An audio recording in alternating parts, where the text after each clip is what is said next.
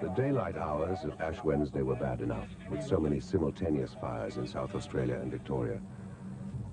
But what would come with the night would be even more fearful. The fires came then with extra strength because of the wind. The people, trying either to escape or fight, depended on the fires for their light. But the effect was so strong that it distorted everything. In the small township of Tarpina, a fire took only 20 minutes to sweep from one end to the other. Down the Great Ocean Road about sunset, the wind suddenly switched round to the southwest. This sent the fire belting along the road back towards Melbourne, away from Lorne, which was lucky for the old town, but not for the others. Places alive in young and old memories were blitzed as if they were under wartime attack. There was great heat from the fires as they burned through towns and bush, right down to the shore, melting even the sand. Only the sea could stop them. They ripped through everything else, and the whole of the hills were alight. Aireys Inlet and the adjoining areas of Eastern View, Moggs Creek and Fairhaven were the worst hit. Cement-sheeted and timber houses, with the life sucked out of them by the fire, flew to bits. This was not just flames. It was a firestorm.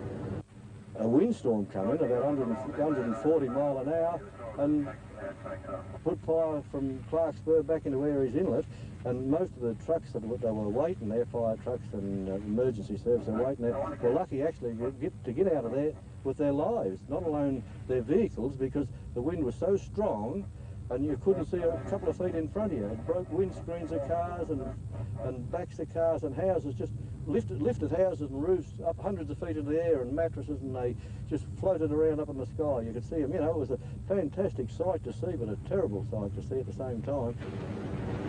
The noise of the wind and the fire was like 1,000 rushing trains. Cars were picked up and hurled away like toys. Birds, their feathers on fire, darted hither and thither like demented shooting stars. Down below, dogs howled. Everywhere houses were burning and people ran for their lives. Some got down to the beach as the police evacuated the town.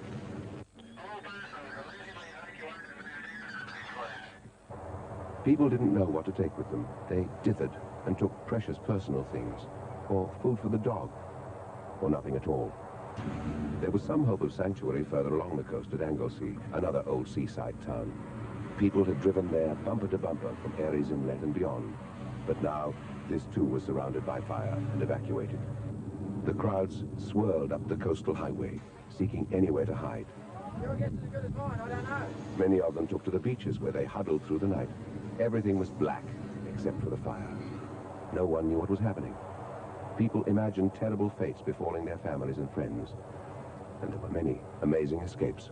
But I was all alone because my car wasn't working, and then the fire came and I saw the backyard starting to burn, so I got really scared and I jumped in the water tank. And I stayed there for a while and the smoke nearly choked me. And after a while, when I didn't, suffer from the smoke too much, I jumped out and thought the best thing I could do was keep fighting the spot fires, because things around the house started to burn, and I got a wet towel, all the buckets we had, and put out all the fires I could, and it may have saved the house, it may not have, but that's what I did. Up in the north, around Macedon, a firestorm hit late in the evening after the front switched course. It was hurled along by winds reaching 70 kilometers an hour, and the fighters could do nothing but save lives. Thousands of people were evacuated to a racecourse, a church, a couple of halls, and a hotel. Some hid in their cars.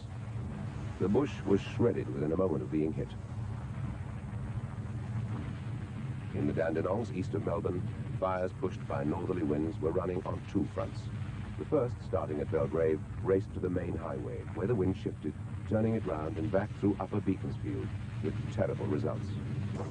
The second fire, just north of Cockatoo, came down and wrecked the town. It missed the local kindergarten, where 100 children had taken refuge, crouched under wet towels. Townsfolk crowded in the local car park.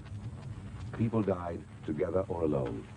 A couple clung to each other in a ditch, and that was how they were found, in a final embrace.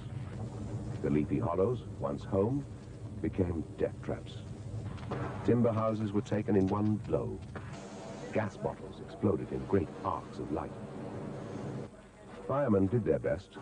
Some were so young in their new yellow overalls and shiny helmets. Over this single night, lambs would be turned into lions. Lost one already, I don't want to lose another one. Some died. Their mates kept going. No time yet for tears. No time to save so many places. No time for anything. But people tried. They improvised and kept at it, even when it was futile. Police, too, showed great heroism, going back through the flames to rescue people. At midnight, light rain began to drift through the Dandenongs, but it brought only mockery. The fires at that time became even worse. At Belgrave, it was so fierce that some people in Melbourne, 30 kilometers away, began to evacuate their homes, believing the fires to be much closer. At times, people had only their wits and their destinies to carry them through.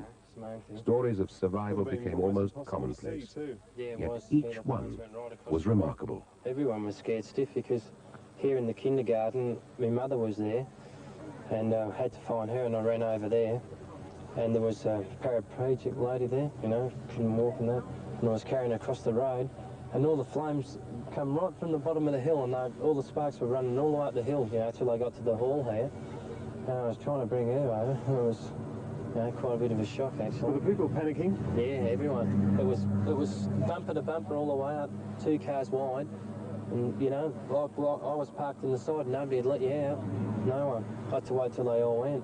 People spoke in shorthand, their perceptions either very sharp or shattered by what they'd seen, heard, felt. There's a roar of, unbelievable roar, and it was panic that set in. You can't explain what happened there. It was just a wall of fire, 70, 80 foot high, travelling at 30 or 40 mile an hour, just engulfing everything that was in its path. And unfortunately, there were humans in this case. You actually saw people running away from the flames? Yes. Yeah. There were humans, but we're off to go now. We must go now. Thanks very much. Yep. There was much yet to be done. The rest of the night was still ahead, still to be bled.